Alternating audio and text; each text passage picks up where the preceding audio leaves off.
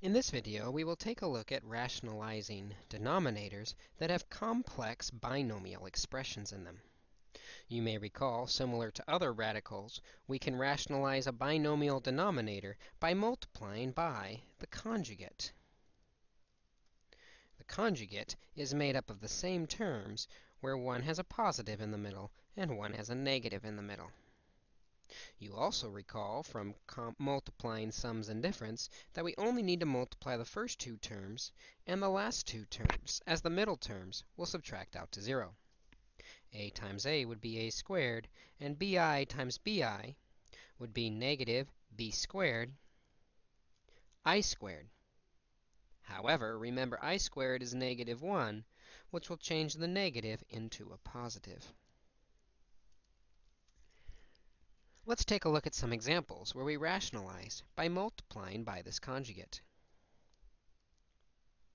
In this problem, we've got a binomial with two terms. So we'll multiply by the conjugate 2 plus 5i in both the numerator and denominator. In the numerator, we simply have to distribute. 4i times 2 is 8i, and 4i times 5i is positive 20 I squared. However, recall that I squared is negative 1, which changes the positive 20 into a negative 20.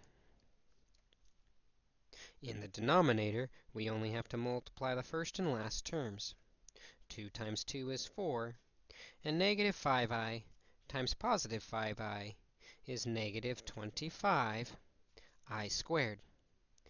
However, the I squared changes the negative into a positive, because I squared is negative 1. We now have 4 plus 25, which is 29. We could factor the numerator to see if it reduces by pulling out a factor of 4, leaving 2i minus 5 over 29. But we'll find that this does not reduce. Either of these two answers would be considered the correct simplified solution.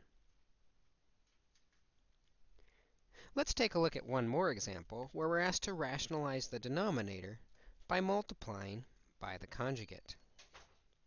In this problem, we have 3 plus 5i in the denominator.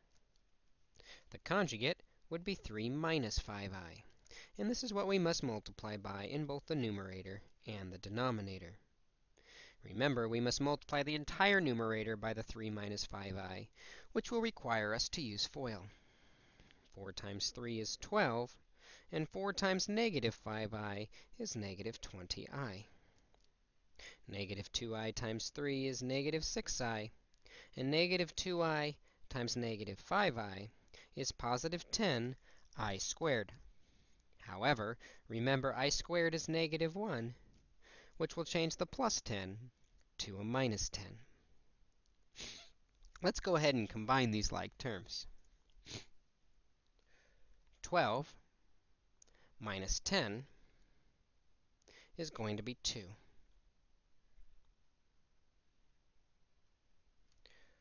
Negative 20i minus 6i is negative 26i. Over. In our denominator, we need to multiply the first and last terms together.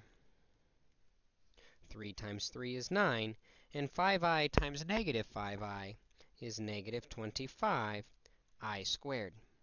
However, because I squared is negative 1, that changes the negative 25 to a positive 25. 9 plus 25 is 34. This is our denominator. To see if we can reduce, we'll factor a 2 out of the numerator, making it 1 minus 13i over 34. Sure enough, 2 and 34 have a common factor of 2.